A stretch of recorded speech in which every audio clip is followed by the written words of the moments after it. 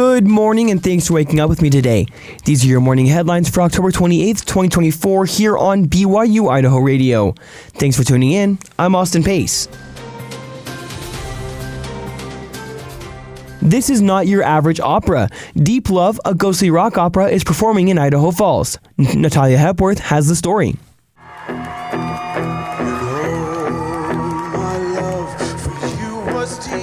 It's a story about love, jealousy, hope, and death, all taking place in a haunting graveyard. Deep Love, a ghostly rock opera, is anything but a traditional opera. It's a one-of-a-kind, non-musical theater rock show that pulls viewers into its unique premise. Ford Erickson is a band member who's been playing the electric guitar for 11 years. He says he's been intrigued with the production since his friends Ryan Hayes and Garrett Sherwood created it back in 2010 during their time at BYU-Idaho. They performed it in my friend's living room, and that's when I first saw it.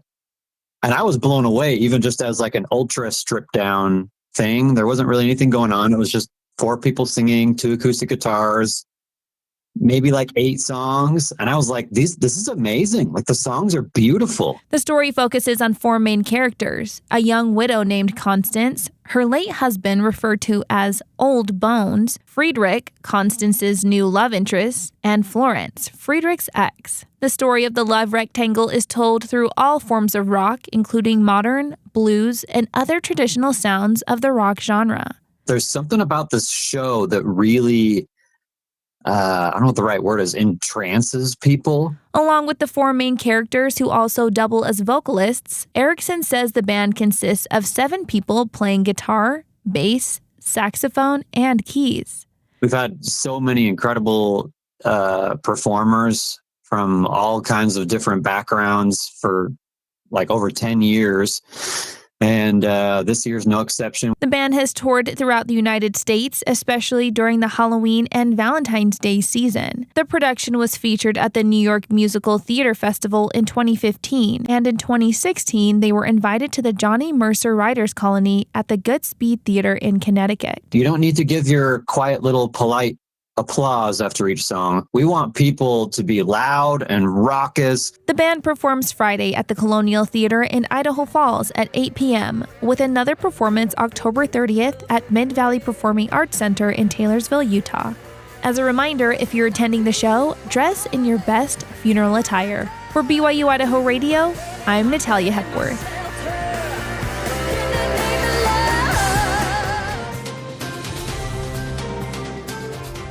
Fugitive Christian Bert Fischer evaded arrest this week in Northern Idaho after fleeing Florida following his conviction to meet a minor after use of a computer to lure a child.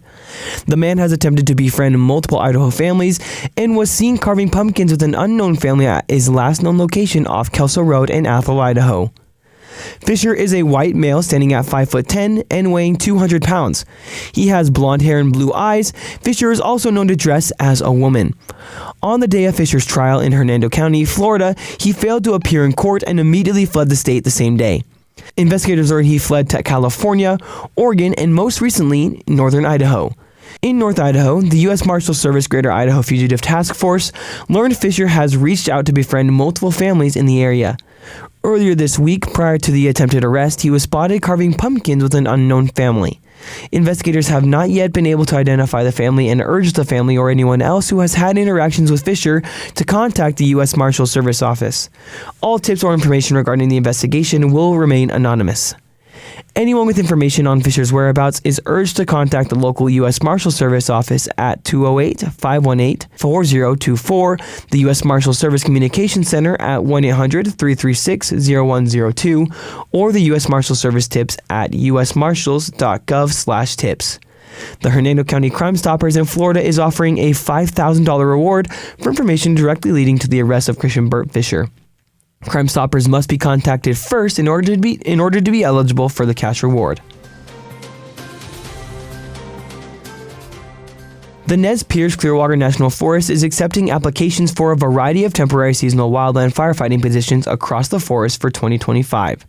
The agency is looking to fill a variety of different positions, including hand crews, engine crews, helicopter crews, wildland fire use modules, smoke jumper crews, and fire lookouts.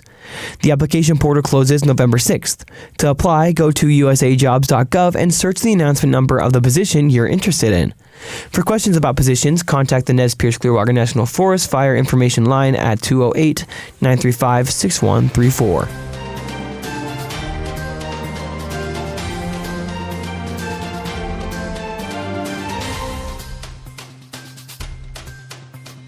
Thanks for joining me today. These have been your morning headlines for October 28th, 2024. We've got more great content for you anytime you want it. Just search for BYU-Idaho Radio on your favorite podcast app. You can also ask your smart speaker to play KBYI 94.3 FM. We're also online. Head on over to byui.edu/radio to listen there. For BYU-Idaho Radio, I'm Austin Pace.